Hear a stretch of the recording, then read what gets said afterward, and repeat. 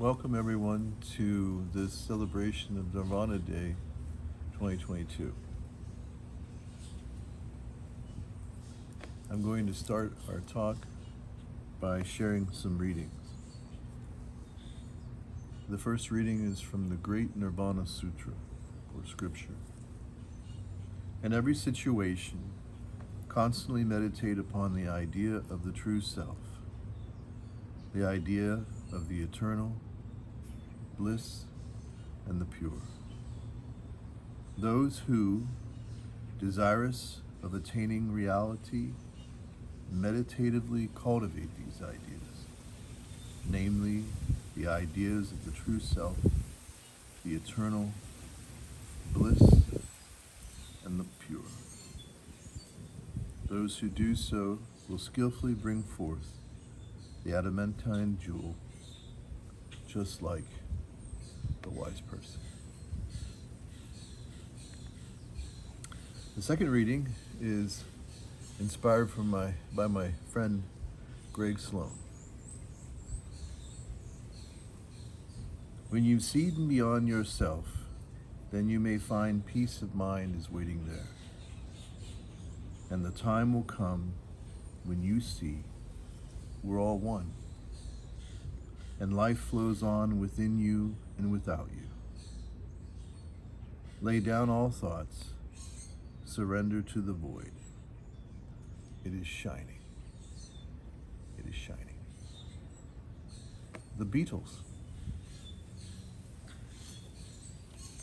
That last scripture or song is one that was composed by John Lennon after he had been studying the Tibetan Book of Changes. And when he mentions the void was a very popular term back in the 60s for shunyata. But we know that shunyata is not meant to be understood as something that is negative or, kind of pointing to a non-existence, but rather that it constitutes ultimate reality, the undifferentiation of which all apparent entities and distinctions and dualities arise in oneness. So there's a couple key thoughts I want to share about this day and the meaning of this day.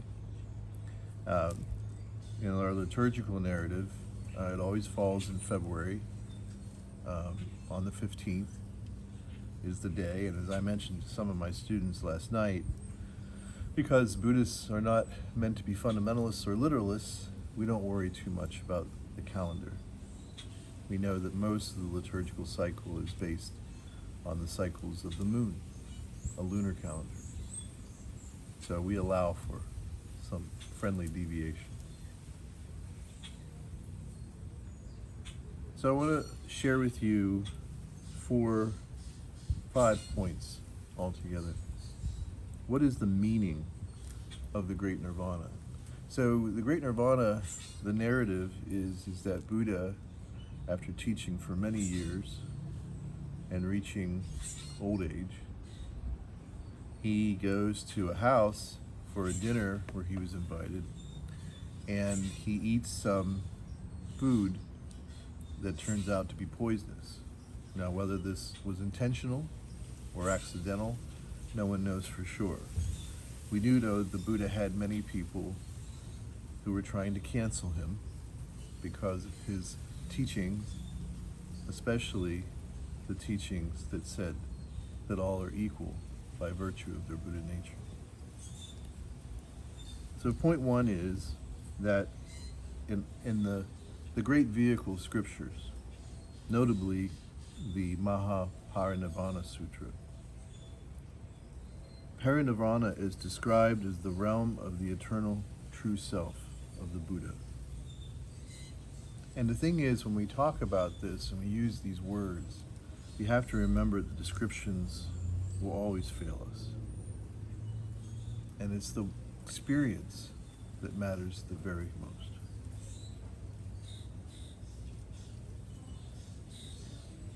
Words and stories are just witnesses,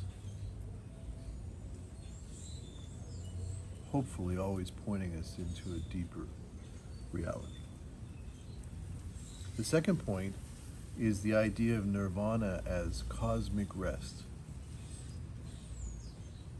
So what does this mean? Well, I don't think it means so much rest as we normally think of it, which is usually when we're exhausted and tired, we then seek rest, sometimes sleep. So I don't believe this was the meaning of what Shakyamuni was teaching. What I think he was teaching on a deeper level was to rest from the constant human struggle to become. In other words, the constant human struggle through doing and having, or through not having, not doing, that somehow we can achieve some sense of perfection.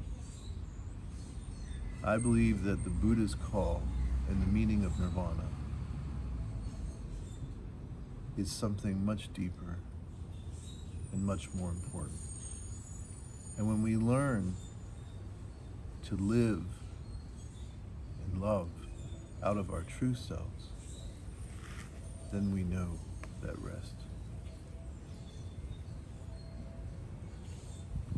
In our book of meditation, it calls us to this. It calls us to celebrate the joy of just being.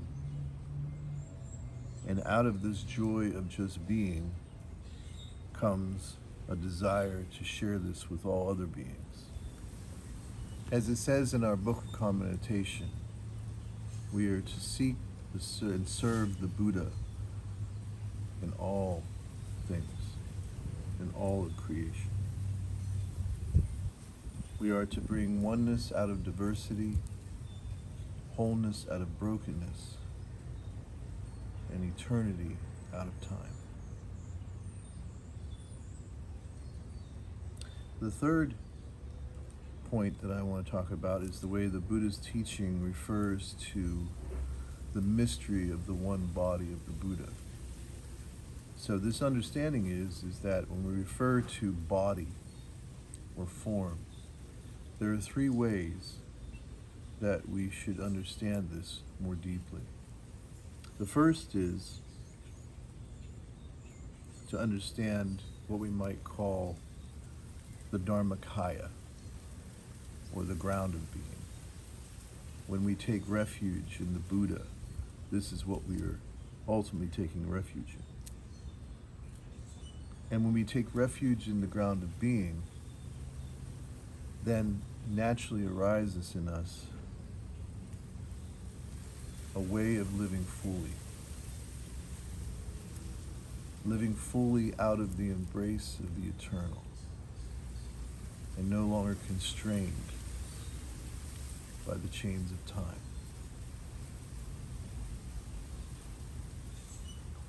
The next way of describing the body of the Buddha is the Sambhogakaya, or the heart of being.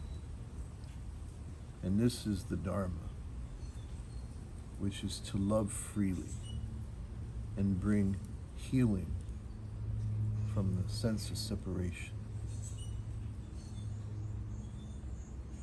Finally, the Nirmanakaya, which is our very personal being. And this is refuge in the Sangha. And here we learn to give completely and courageously express the oneness of all life and all its variety. The fourth point is that in the glorious liberation of the Dharma, as we say in our precept ceremony, we are the children of the Buddha. We are freed from the uniquely human struggle to become, and we learn to just be. And that is nirvana to me. And that was the great nirvana of the Buddha. For me, Shakyamuni opened a new dimension of life. that we can awaken and know and live out of oneness, and that oneness lives in us, and we live in oneness.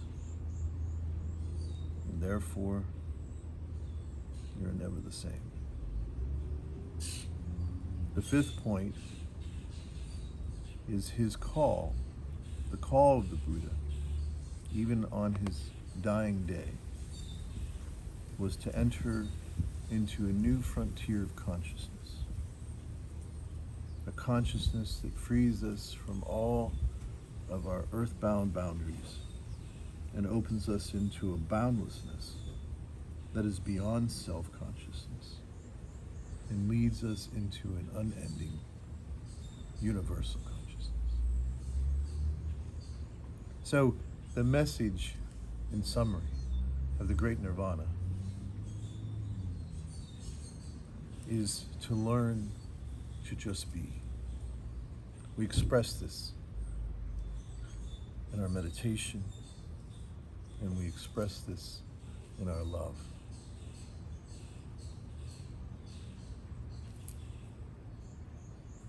And finally, as we say in the liturgical play that is found in our precepts book, The Morning Star, when asked by those who were coming to see the death of the Buddha, which according to the stories included not just throngs of humans, but included animals and birds and even trees. My beloved cat Basil is sitting here listening to this Dharma talk. And one of the things that I love in some of the portrayals of the Great Nirvana is that everyone is weeping. Everyone is crying because the Buddha has passed. And it is said that only the cats who attended did not cry, but rather they abided in just being. And finally, when some of them would come and say, "Where is the Buddha?" each would respond, "I am Buddha. I am Buddha."